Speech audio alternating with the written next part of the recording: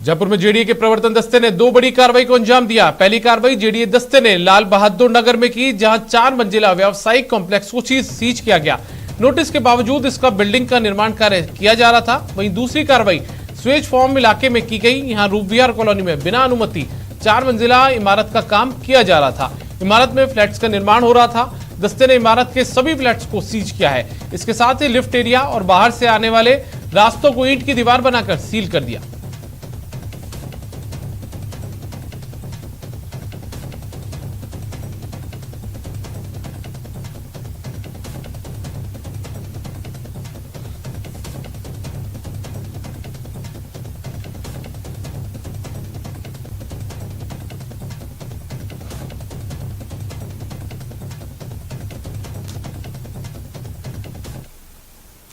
कोटा में आज बीजेपी के विधायक संदीप शर्मा कलेक्टर के चैम्बर में धरने पर बैठ गए। उन्होंने गोबरिया बावड़ी क्षेत्र में फ्लाईओवर के निर्माण के लिए अधिकृत की गई दुकानों का विरोध जताया।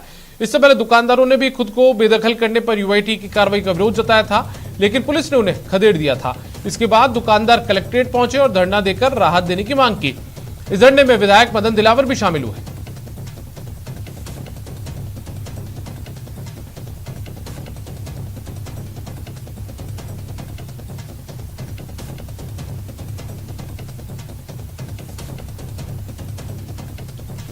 आपको बताएं कि कोटा के अंदर जो संदीप शर्मा है विधायक, वो धरने पर बैठ गए और वो भी कलेक्टर के चैम्बर में। दरअसल जो वहां पर एक फ्लाईओवर निर्माण के लिए दुकानों का अधिग्रहण किया गया था, उससे दुकानदार नाराज है और दुकानों के अधिग्रहण के विरोध में यहां पर संदीप शर्मा विधायक भी धरने पर बैठ गए।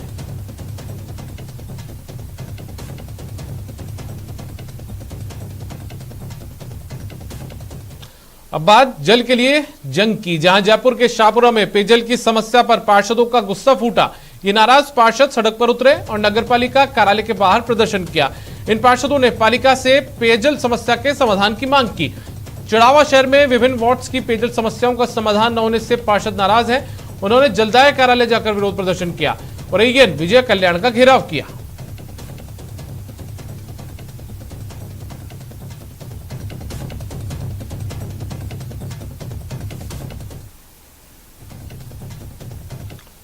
जयपुर के शाहपुरा में पेयजल की समस्या पर पार्षदों का गुस्सा फूटा। ये नाराज पार्षद सड़क पर उतरे और नगरपालिका कार्यालय के बाहर प्रदर्शन किया।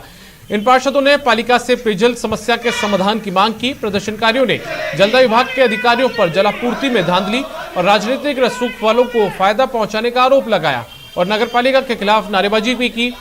पार्षदों ने शीघ्र व्यवस्था में सुधार नहीं होने पर उग्र आंदोलन की चेतावनी दी है। आपको बता दें कि शाहपुरा शहर के कई वार्ड पेयजल की गंभीर समस्या से जूझ रहे हैं और प्रशासनिक स्तर पर शुरू किए प्रयास भी नाकाफी साबित हो रहे हैं। इससे स्थानीय लोगों में गुस्सा व्याप्त है और नाराज बीजेपी पार्षदों और कार्यकर्ताओं ने आज लोगों के साथ नगरपालिका कार्यालय पहुंचकर इस मसले पर प्रदर्शन किया।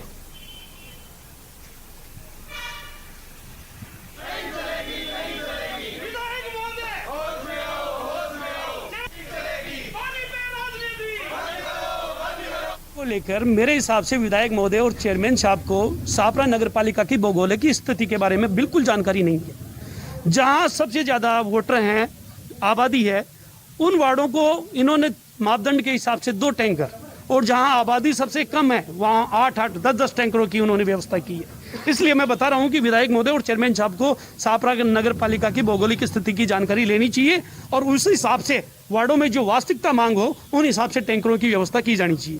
पानी के अंदर ये वार्ड पार्षदों से जो कांग्रेस बीजेपी का जो सौतेला व्यवहार हो रहा है, इस तरह का सौतेला व्यवहार नहीं होना चाहिए। पानी तो सभी जनता को आवश्यक है और गर्मी का टाइम है, इस टाइम पानी के बिना कुछ नहीं है और पानी के वैसे ही जो सप्लाई की व्यवस्था है वो बिल्कुल डगमगा रही है।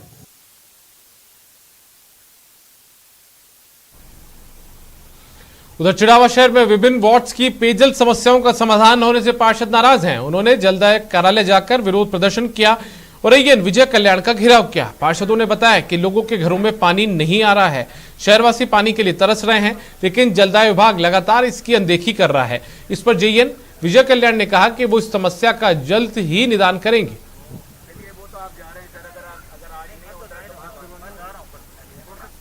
हमारे मोहल्ले में पानी की बहुत किल्लत है। गर्मियों का टाइम है और कोविड काल भी चल रहा है।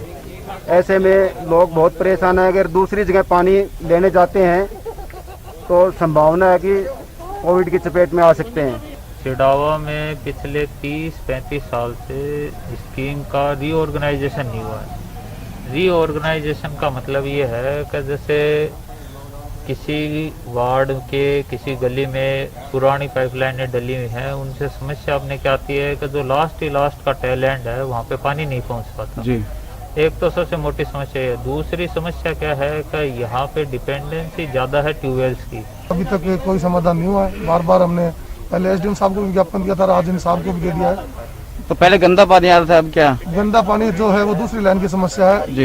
एक ऐसी जो लाइन है जो हमारे घर बिल्कुल वार्ड के बीचों बीच की जो लाइन है 12 इंच से, उसमें बिल्कुल पानी नहीं है। गर्दी कर रहे हैं, पानी खोलने नहीं दे रहे हैं, चाबियां नहीं दे रहे हैं, मना करते हैं। जयन जाते हैं तो उनको भी मना कर देते हैं। कौन ऐसे लोग हैं? ऐसे कुछ समुदाय के लोग हैं जिन वो बोलते हैं हमने खुदवाया, हमने पास करवाए बोरवेल। पानी आता ही नहीं है क्या? बिल्कुल बिल्कुल नहीं आता, टंकर वैसे गिराता है। तो आज वाटर वर्क्स में आप लोग आए हैं, तो क्या यहाँ से क्या अधिकारी की तरफ से क्या निर्देश मिला, क्या मतलब आश्वासन मिला आपको?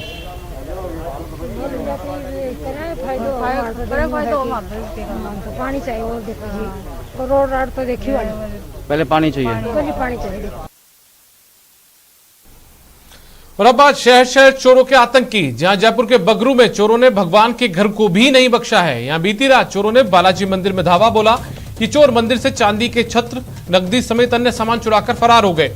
अजमेर में मसूदा के सूरजपुरा और बागमाल गांवों में बीती रात चोरों ने जमकर धमाचौकड़ी मचाई और 8 घरों को निशाना बनाया। बीकानेर की जयनारायण व्यास कॉलोनी थाना पुलिस ने बंद मकानों में चोरी और नकबजनी की वारदात का पर्दाफाश किया है।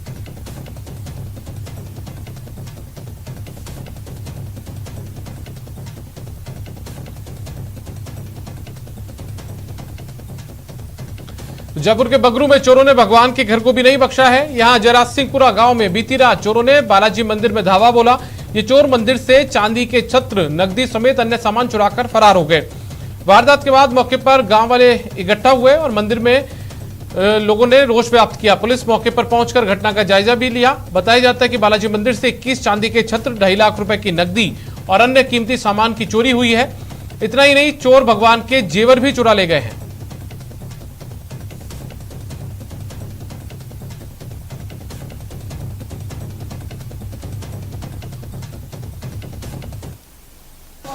रात में 12-12:30 बजे की बात है। हम तो सो रहे थे, जब यहाँ आवाज़ आई तो हम सो के जागे और देखा हमने तो एक आदमी खड़े हैं।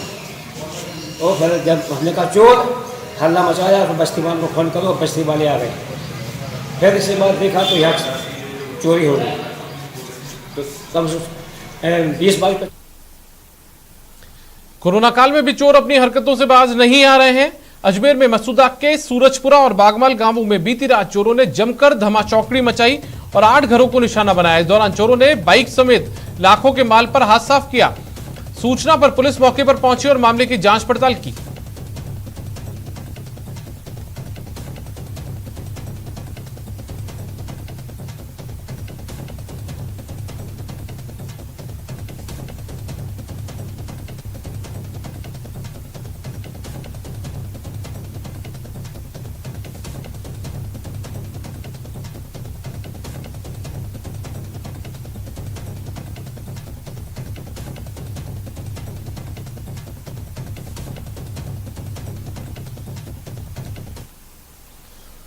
वहीं बीकानेर की जयनारायण व्यास कॉलोनी थाना पुलिस ने बंद मकानों में चोरी और नकबजनी की वारदात का पर्दाफाश किया। पुलिस ने चोर गिरोह के 8 सदस्यों को गिरफ्तार किया है। यह गिरोह बंद पड़े मकानों को निशाना बनाता था और घरेलू सामान, नकदी, सोने चांदी आभूषणों की चोरी की वारदात को अंजाम दिया करता था। पुलिस के हत्थे जड़े सभी बदमाश बीकानेर शहर के रहने वाले हैं और पुलिस सभी से कड़ाई से पूछताछ भी कर रही है।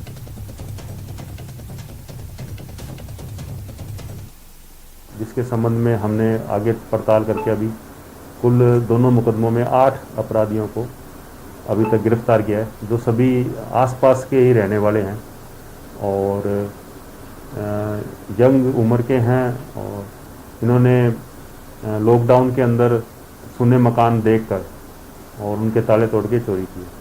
अपना नशा करने के लिए और अपनी जो आवश्यकताएं उनको पूर्ति करने के उद्देश्य से ये 19-20 साल के लड़के हैं। बीकानेर के खाजूवाला में बीएसएफ ने कल भारत पाक सीमा पर नशे के खिलाफ बड़ी कार्रवाई को अंजाम दिया और 56 किलो हेरोइन जब्त की। इस दौरान 2 तस्करों को गिरफ्तार किया गया। इन दोनों से पूछताछ के लिए बीकानेर इन्हें लाया गया है। इनसे पुलिस, बीएसएफ, आईबी और नारकोटिक्स ब्यूरो के अधिकारी कड़ाई से पूछताछ कर रहे हैं।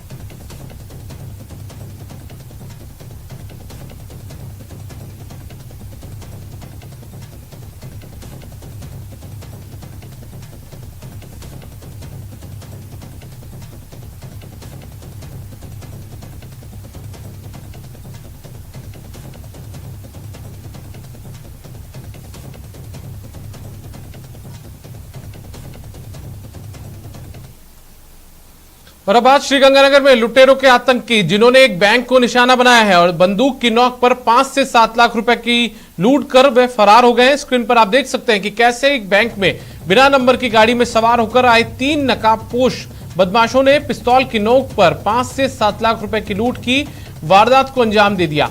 लूट की ये पूरी घटना सीसीटीवी में कैद हो गई है। बता दें कि ये घटना सादुल शहर के प्रतापपुरा गांव के पंजाब नेशनल बैंक की है। लूट की सूचना पर पहुंची पुलिस सीसीटीवी फुटेज खंगाल रही है। साथ ही इलाके में नाकेबंदी करवाकर आरोपियों की तलाश में जुटी है।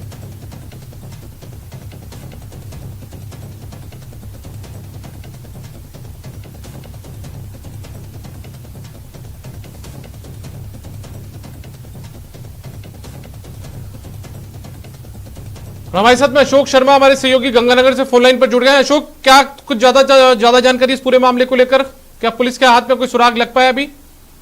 देखिए दीपक जी, आज दोपहर तकरीबन 1:30 बजे की ये वारदात है, जब सादुलशहर थाना क्षेत्र के गांव प्रतापपुरा स्थित पंजाब नेशनल बैंक में 3 नकाबपोश बदमाश आते हैं और जिनमें से एक बदमाश अंदर आता है और रिवॉल्वर की नोक पर बैंक के अंदर मौजूद ग्राहकों और उनके स्टाफ को बंधक बनाते हुए तकरीबन 5 से 7 लाख रुपए की लूट की वारदात को अंजाम देता है। जैसा कि हमारे दर्शक सीसीटीवी फुटेज में बिल्कुल स्पष्ट तौर पर देख पा रहे हैं कि किस तरह से नकाबपोश बदमाश पिस्तौल लहराते हुए न केवल ग्राहकों को धमका रहे हैं बल्कि पूरे के पूरे बैंक के स्टाफ को धमकाते हुए 5 से 7 लाख रुपए की नकदी को लेकर फरार होते हुए दिखाई दे रहे हैं। साथ में बिना नंबर की एक सफेद रंग की स्विफ्ट कार बताई थी, जिसमें ये तीनों नकाबपोश बदमाश फरार हुए हैं। फिलहाल पुलिस की ग्रामीणों की सूचना पर पुलिस मौके पर पहुंच गई है। सीसीटीवी फुटेज के अलावा जो अन्य टेक्निकल एविडेंस है उनके आधार पर लुटेरों की तलाश की जा रही है। साथ ही न केवल श्री गंगानगर जिले में, चूंकि प्रतापपुरा जो ये गांव है ये पंजाब बॉर्डर के बिल्कुल ही नजदीक है, तो पंजाब की तरफ इन बदमाशों के भागने की एक संभावना देखी जा रही है। इसको देखते हुए श्री गंगानगर जिले के अलावा बीकानेर संभाग में हरियाणा और पंजाब से लगती हुई सीमाओं पर हथियारबंद नाकाबंदी करवा दी गई है, ताकि इन बिना नंबर की सफेद रंग की स्विफ्ट कार में सवार होकर भागे इन बदमाशों को पकड़ा जा सके। फिलहाल पुलिस पूरी तरह से लुटेरों की तलाश जुटी हुई है, उनके खिलाफ उनके सुराग जुटाने में लगी हुई है, लेकिन फिलहाल अभी लुटेरे पुलिस की गिरफ्त से दूर है। जी आसिफ जी। चलिए अशोक, बहुत बहुत शुक्रिया इस तमाम जानकारी के लिए। तो अशोक शर्मा गंगानगर से हमारे सहयोगी जुटे हुए थे, जो बता रहे थे कि पुलिस लगातार हथियारबंद इन जो लुटेरे उनकी तलाशी में, उनकी सुराग तलाशने में फिलहाल जुटी हुई है।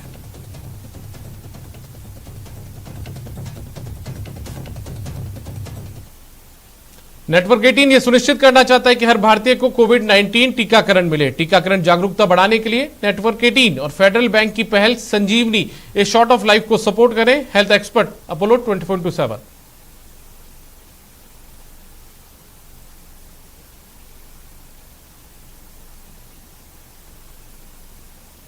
नेटवर्क 18 फेडरल बैंक संजीवनी गाड़ी भारत के कोविड प्रभावित जिलों में जा रही है। वैक्सीन के लिए जागरूकता फैलाने की हमारी इस मुहिम को आप भी अपना सहयोग दीजिए।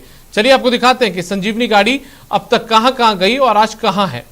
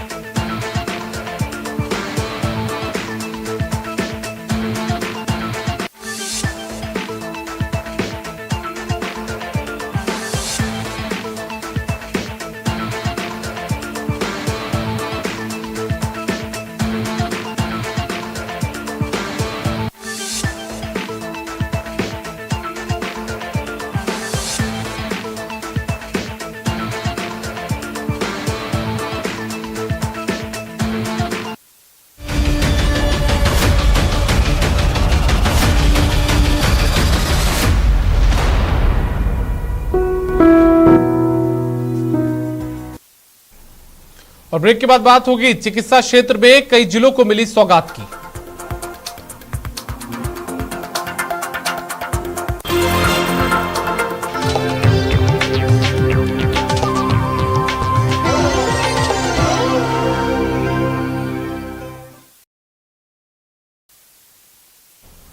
ब्रेक के बाद स्वागत है आपका। चिकित्सा क्षेत्र में प्रदेश के कई जिलों को आज बड़ी सौगातें मिली। सीएम अशोक गहलोत ने आज विभिन्न कार्यों का उद्घाटन शिलान्यास किया।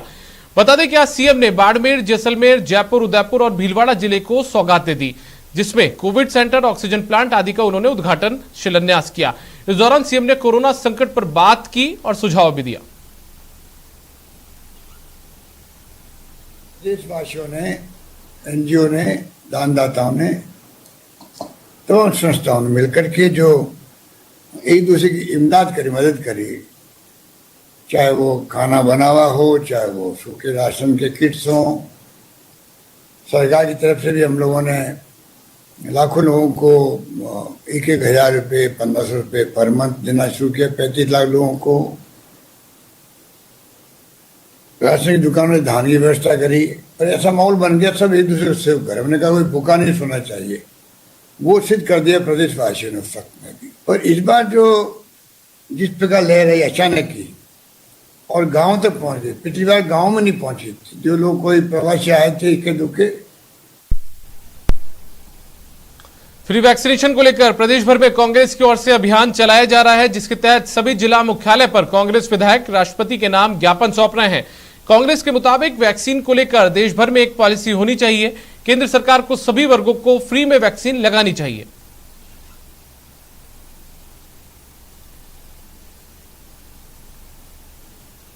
वही वैक्सीन को लेकर पीसीसी चीफ गोविंद सिंह डोटासरा ने केंद्र सरकार पर एक बार फिर वार किया और वैक्सीन नीति पर सवाल खड़े किए।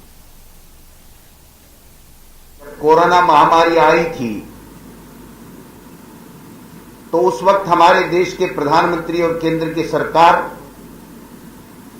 कोरोना मैनेजमेंट में नहीं लग के चुनी हुई सरकारों को गिराने में व्यस्त थी। व्यवस्थाओं को संभाला गया और प्रदेश में बहुत अच्छा मैनेजमेंट कोरोना को लेकर के हमारी सरकार ने किया, जिसके कारण से राजस्थान में अन्य राज्यों की तुलना में मृत्यु दर कम रही। बच के रहना, मास्क लगाना, सोशल डिस्टेंसिंग वो एक अलग बात है, लेकिन वैक्सीनेशन ही आखिरी उपाय है कोरोना से बचने के लिए। देश के प्रधानमंत्री और केंद्र की सरकार ने पूरे देश के लोगों को, तमाम राज्यों को अंधेरे में रखा और ये कतई नहीं बताया कि ये वैक्सीन जो भारत में दोनों कंपनियां बना रही हैं, हमारे को सब मिलेगी या नहीं मिलेगी। हमारे द्वारा दोनों कंपनियों को जमा कराने के बावजूद हमें केवल मात्र 18 लाख के लगभग 18,35,000 वैक्सीन ही पैसों पे मिल पाई। इस वैक्सीन के पैसे में भी केंद्र सरकार 150 में लेगी, राज्यों को 300 प्लस जीएसटी और 400 प्लस जीएसटी, प्राइवेट को 600 प्लस जीएसटी। मैं समझता हूं कि केंद्र की जो वैक्सीन देने की नीति थी वो पूरी तरीके से उस नीति में विफल हुए। हमारी पार्टी की मांग है कि तमाम लोगों को वैक्सीन फ्री उपलब्ध कराई जाए और इसी को लेकर के हमने आज ज्ञापन दिया।